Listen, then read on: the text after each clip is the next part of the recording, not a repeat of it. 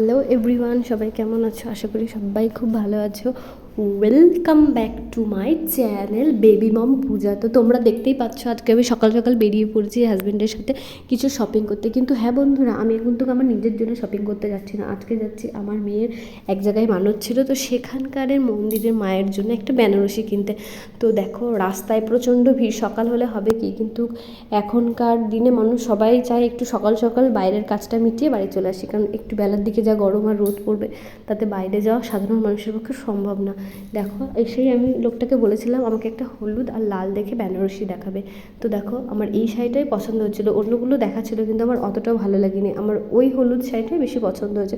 ওটা নেওয়ার পর হাজব্যান্ড আমাকে বললো কি যে চলো একটু গরমে আমি কিছু দুটো টি শার্ট নেবো, কিন্তু এই দোকানটাতে পছন্দ হলো না। এখানে সবই ফুল হাতা আর বেশ কালেকশান মানে মোটা ছিল গেঞ্জিগুলো, তাই ওগুলো নেয়নি। তারপর আমাকে বললো কি চলো বাজার কলকাতায় ঢুকি। আমি বললাম না, বাজার কলকাতার কালেকশান আমার ভালো লাগে না, চলো স্টাইল বাজারে যাই।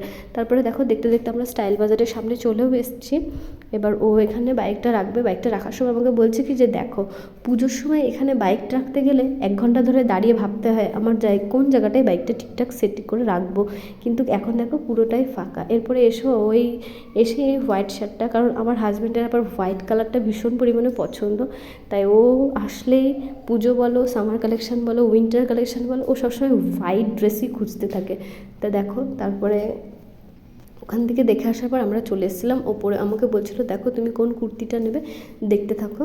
তো দেখো আমি দেখছিলাম, কিন্তু কী বলতো আমার পছন্দ হলো না। তারপরে আমি বললাম যে চলো আমার পছন্দ হচ্ছে না, নিচে চলে যাই, ভালো লাগছে না, মেয়েটাকে রেখে এসেছি, দুপুরবেলায় খাইয়ে ঘুম পাড়িয়ে ও যদি উঠে যায় তখন আবার কান্নাকাটি করবে। তো দেখো এই বলে আমরা নিচে চলে আসলাম। আমার যেহেতু ওপরে কোনো কিছু পছন্দ হলো না, তারপরে এই যে হঠাৎ করে দেখি ক্যামেরাটা আমার দিকে ঘুরে নেই। তারপরে আমি আবার ক্যামেরাটা ঠিক করবো বলে ও আমাকে ডাকছিল, তাই আবার দেখতে গিয়ে আর ক্যামেরাটা আবারও ঠিক করা হলো না। তারপরে দেখো এই যে ঠিক করে নিলাম। এরপরে ও বিল পেমেন্ট করছিল, আমাকে বললো তুমি তাহলে কিছু নিলে না, পরে কিন্তু বাড়ি গিয়ে আমাকে কিছু বলতে পারবে না। বললাম আরে না ঠিক আছে চলো। এই বলে এবার আমরা বাইরে বেরিয়ে এসেছি। বাইরে বেরিয়ে এসেই তো ওরে বাবা যা রোদের তাপ, কি বলবো, পুরো মনে হচ্ছে মুখ গা জ্বলে যাচ্ছে। এতক্ষণ ছিলাম যেহেতু গরমটা বুঝতে পারিনি। এরপরে আমরা আস্তে আস্তে বাইকে উঠে বেরিয়ে পড়বো।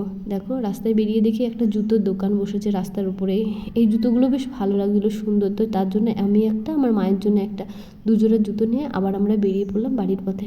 বাড়ি আস্তে আস্তে দেখি রাস্তাঘাট পুরোই ফাঁকা হয়ে গেছে, কারণ এখন পুরোপুরি দুপুরবেলা, এখন প্রায় 3টে সাড়ে 3টে বাজে। এই টাইমটা সাধারণত মানুষ সবাই খেয়ে দিয়ে বাড়িতে বিশ্রাম করে, আমরাই বোকার মতো এই যে রাস্তায় ঘুরে বেড়াচ্ছি এখন। তারপরে বাড়ি এসে দেখি আমার হাজব্যান্ড আমাকে বলছে চলো তোমাকে একটা ফল দেখাবো, তোমার বন্ধুদেরকে দেখিয়ে বলো তো তারা এই ফলটার নাম জানে কি না। তো তোমরা অবশ্যই আমাকে কমেন্ট বক্সে জানিও তো এই ফলটার নাম কি, তোমরা কখনো খেয়েছো কি না বা দেখেছো কি না। যদি দেখে বা খেয়ে থাকো অবশ্যই আমাকে কমেন্ট বক্সে একটা কমেন্ট করে বলো এই ফলটার নাম কি।